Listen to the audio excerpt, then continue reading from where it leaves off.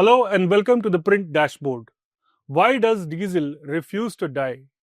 Over 45% of Creta cars sold in 2025 were diesels. And despite regulation making sure the diesels don't have much space on Indian roads, they continue to put out stable numbers.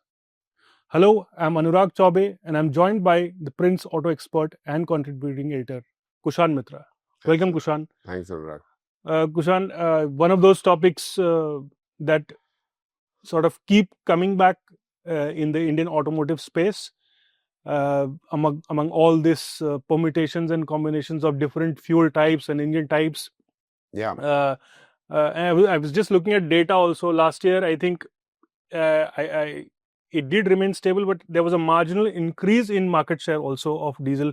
It went up from something like 17.95% to 18.3%, something like that. Oh, so why is diesel just not going away despite all what Gadkari has been saying and doing? Okay, so why diesel sales actually went up is to understand the GST cuts. So what happened in the GST cut was also a GST rationalization. Earlier, diesel cars, particularly diesel cars with bigger engine capacities, paid a cess. Okay. So, say even a high-end Scorpio N with a big diesel engine, you were paying close to 50% GST effectively. Now that came down to 40. So even for Mercedes-Benz, I recently met Mercedes-Benz India's managing director Santosh Iyer in Pune, and he told me that for the E-Class, right, demand went up to almost mid 30% from under 30% for the diesel. Right. And they were not anticipating this because again the cess came down. So that's why diesel sales in 2025 were higher than 24, even though the car market didn't grow all that much. And another reason for enduring diesel popularity in India is that it is economical. There's no doubt about it. You take Mercedes E-Class, for example, you get that in both petrol and diesel. The diesel will give you, 9 to 10 kilometers per liter in a city where the petrol might give you only 8. But the fact is, diesel is cheaper than petrol. In Delhi, the price difference may not be that much. It's only about 6 rupees in Delhi per liter. But in certain states, like, down south in Tamil Nadu, in Telangana and Andhra, there's almost 15 to 20 rupee difference. And it's also true in Rajasthan, Madhya Pradesh, Bihar. Huge price difference between diesel and petrol. And when the price difference is so much, I'm not just saying the E-Class, even if you look at a Creta, for example, it's a standard car, it's India's best-selling car last year. Almost 45% of Cretas sold were diesel because people see that it's cheaper to run a diesel. Right. Kushan, do you think the NGT ban that came into place sometime in 2015, 2016 for Delhi NCR on diesel engines, the 10-year period for these vehicles to ply on NCR on Delhi roads, do you think that the impact of that ban is slowly sort of waning away in the sense that buyers now ready to trade off the 10-year period over probably the kind of engine that they want to drive? Like usually a lot of buyers, when they go in to purchase a car, 10-year, initially they used to think that 10 years is a short period of time, might just keep the vehicle for more than 10 years. But now do you think they are now trading it off? Is it also a character of the market, in the sense that premiumization also has made buyers bold to go for their engine choices rather than look at the longevity of the vehicle on the road? Well, what has happened after the NGT ban, if you talk to car companies, they'll tell you that the NCR has become its own isolated market because of this. Okay. So in the NCR, especially if you don't drive all that much. Now, if you're just commuting from home to office and back, and I would, my regular commute from home to office is 25 kilometers a day. It doesn't make sense to buy a diesel.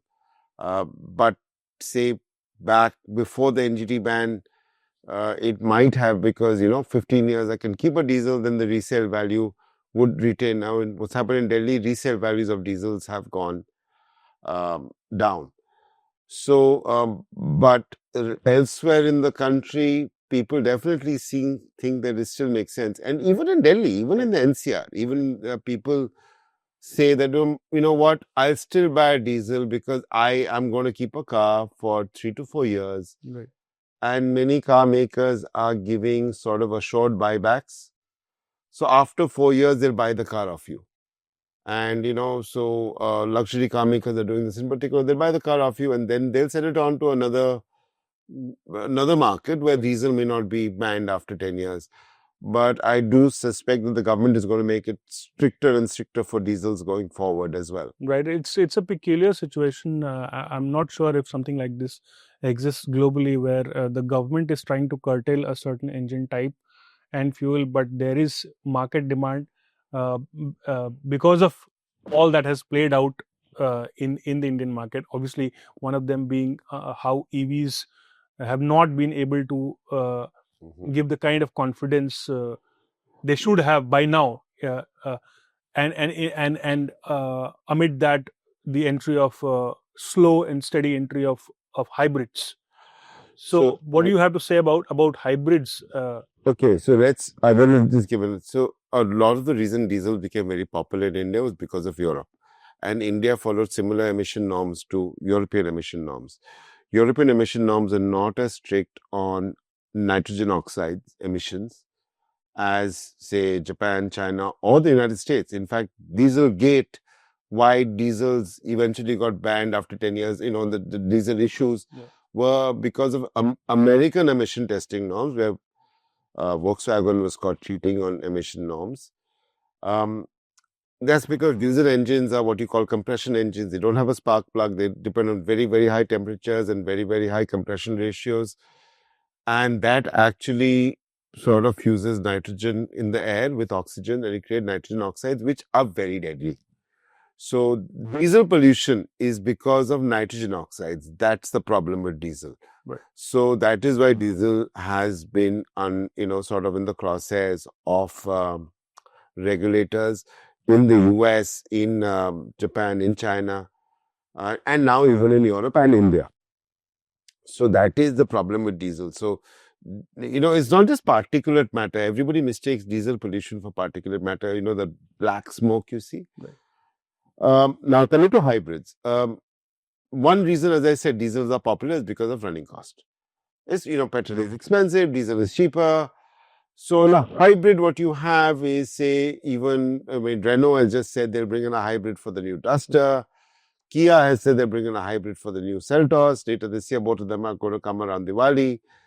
And that's because their petrol cars will give you a mileage of, say, 12 kilometers per liter in the city, whereas a hybrid can get up to 20. So that's why, I met Venkat from Renault, and he said that hybrids are the new diesel because you're going to get that much higher fuel efficiency. Right. And they'll cost as much as a diesel as well. So, and I think many car makers in India, whether they're, East Asian or Indian or even, Japanese car makers, they do feel that diesel will be regulated out slowly. In that sense, the way I look at it, it's also some level of clarity getting into the market with the powertrains, because I remember barely 2 years ago, I think we also did a show, similar theme show on diesels, and we were still anticipating whether car makers like Maruti or Volkswagen, who discontinued diesel, will be going back to diesel. But now that you say that hybrids are the new diesel, that's the kind of trait they have. So in that sense, there is certain clarity, though, that probably they are not going to bring back diesel engines, but they're going to invest more into hybrids. So you have two things in India. We have the corporate average fuel efficiency, or CAFE norms. You're going to reach CAFE 3 norms starting from 2027. Okay. Now that's controversial for other reasons as well. And you have the Bharat states 7 fuel efficiency norms, emission norms that will come in again around the same time frame.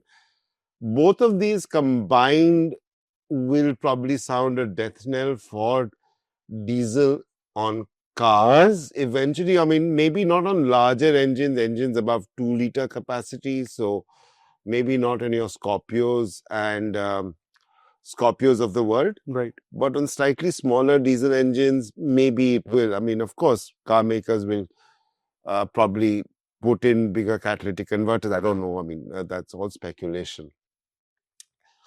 But also, I think there is, I mean, hybrids are a way of achieving very, very, achieving emission norms and high fuel efficiency. There is a lot of talk about what you call flex fuel hybrids, where you'll have higher blends of ethanol, maybe up to 100% ethanol, which are going to run hybrid cars. So you're going to get, and if you believe certain car makers, they claim that ethanol or compressed biogas are actually carbon negative. And I still personally believe, and I strongly believe now, that if you live in a city like Delhi, and if you have a charger at home, a new car should be electric. Maybe you can say that you should not have your own garage should not only be electric, but if I'm commuting inside the city, I have parking space and a charger, get an electric car.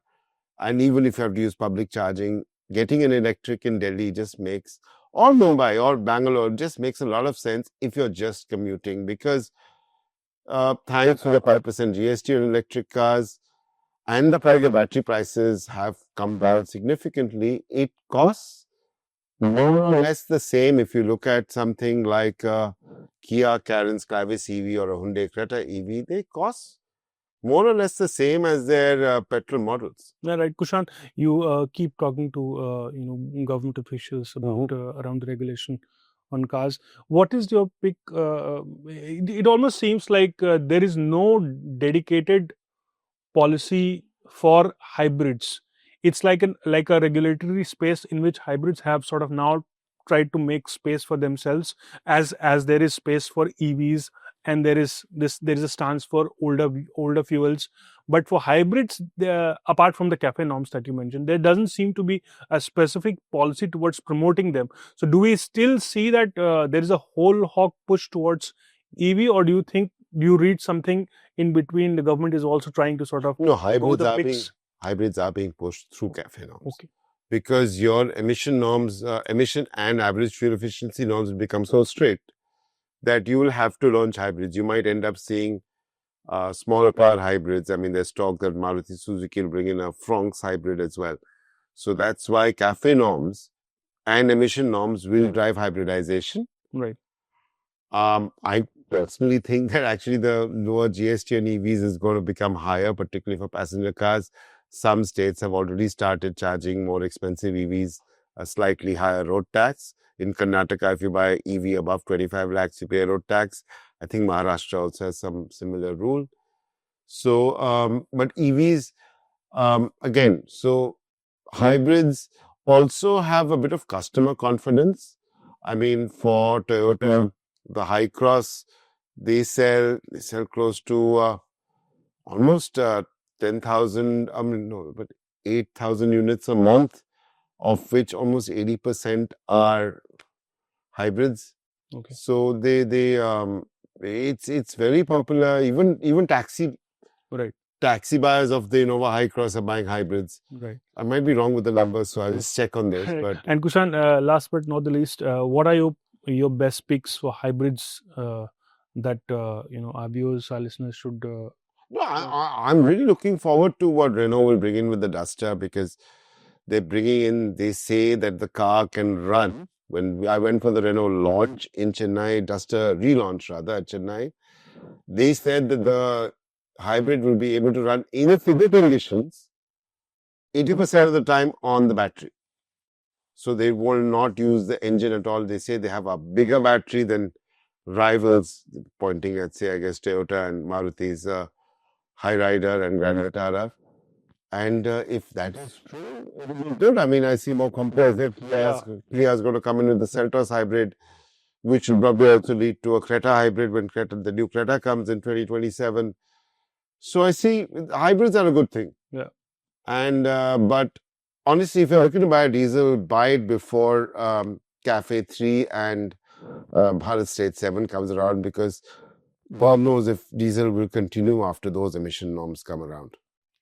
Well, that's all from us on hybrids and diesels. Thank you for watching.